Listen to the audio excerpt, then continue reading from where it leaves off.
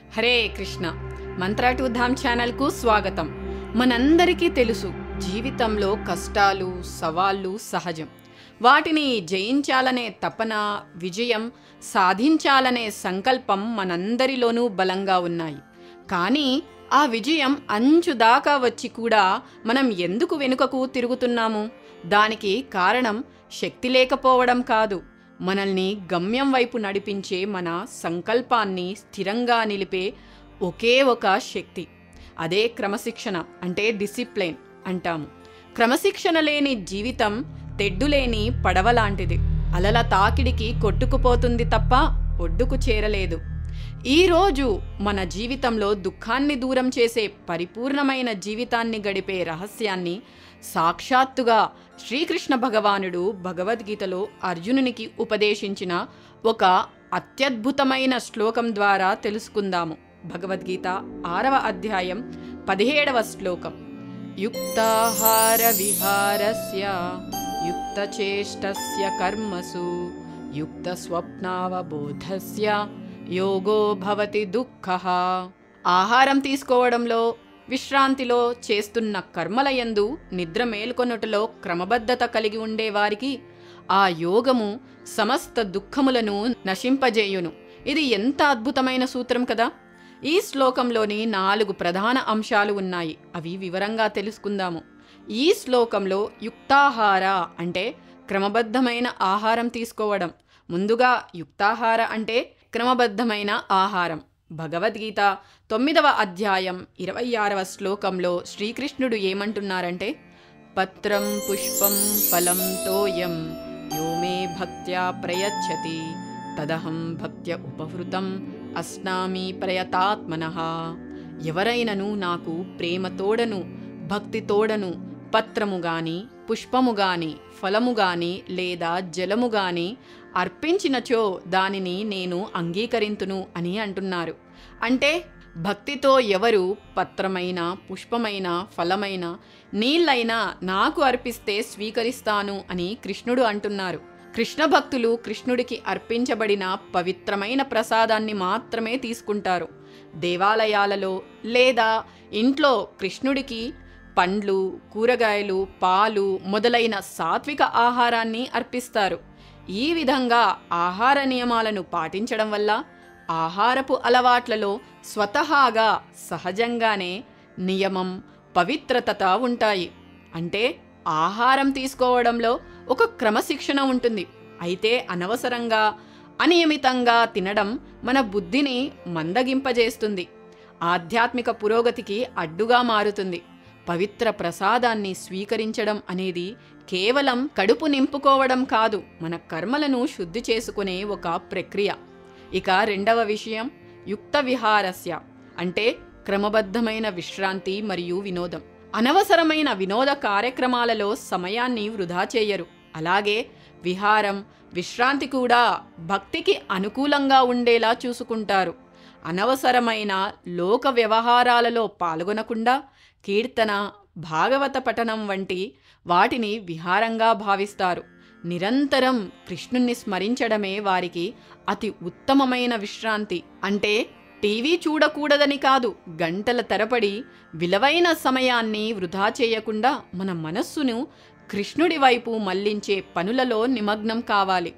ఇక 3వ విషయం యుక్తచేష్టస్య కర్మసు అంటే కర్మలయందు, అంటే మనం చేసే పనులలో క్రమశిక్షణ పద్ధతి ఉండడం. కృష్ణ చైతన్యంలో ఉన్న వ్యక్తికి తన పని దేవాలయానికి సంబంధించిందేదైనా లేదా భౌతికమైనదేదైనా ఎప్పుడూ తన కర్మలయందు క్రమబద్ధత ఉంటుంది. ఏ పని చేయాలన్నా అది భగవంతుని సేవగా భావించి దైవ కార్యకలాపాలను చేసుకుంటూ నిద్ర, ఇతర అవసరాలకు సమయాన్ని కేటాయిస్తారు. భగవద్గీత 3వ అధ్యాయం 9వ శ్లోకంలో శ్రీకృష్ణుడు ఏమంటున్నారంటే, యజ్ఞార్థాత్ కర్మణో అన్యత్ర లోకోయం కర్మబంధనః. మనం చేసే ప్రతి పనిని కృష్ణుడి ప్రీతి కోసమే చేస్తున్నాం అని భావిస్తే ఆ కర్మలు మనల్ని బంధించవు. అది ఎంత పెద్ద పని అయినా, ఎంత చిన్న పని అయినా నిబద్ధతతో పూర్తి చేయడమే క్రమశిక్షణ.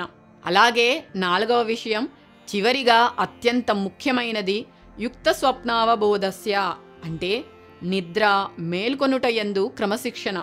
కృష్ణ చైతన్యవంతుడు తాను కృష్ణ సేవను నిర్వహించుటయందు ఎప్పుడూ కూడా జాగ్రత్తగా ఉంటారు. అందువలన అనవసరముగా నిద్రపోవడానికి ఎక్కువ సమయం కేటాయించడు.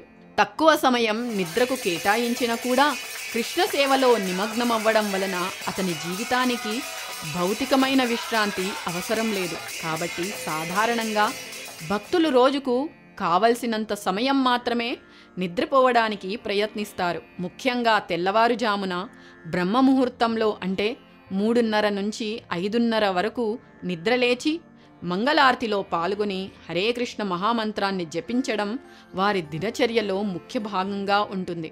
ఈ శ్లోకంలో దుఃఖః అంటే ఈ 4 సూత్రాలను యుక్తాహార, యుక్త విహార, యుక్త చేష్ట, యుక్త స్వప్నావబోధ సరిగ్గా పాటించినప్పుడు ఫలితం ఏమిటి అంటే యోగో భవతి దుఃఖః అంటే ఈ ప్రపంచంలో ఉన్న సమస్త దుఃఖములను నశింపజేస్తుంది.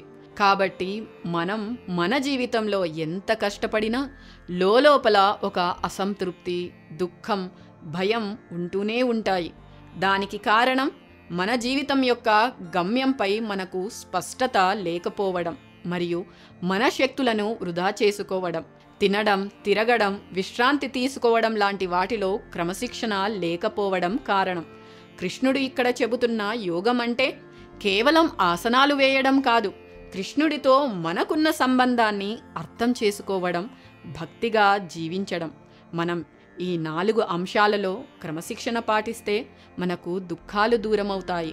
భగవద్గీత 5వ అధ్యాయం 29వ శ్లోకంలో కృష్ణుడు భోక్తారం యజ్ఞతపసాం సర్వలోక మహేశ్వరం తానే అన్ని యజ్ఞాలకు తపస్సులకు భోక్తను అని చెబుతున్నారు.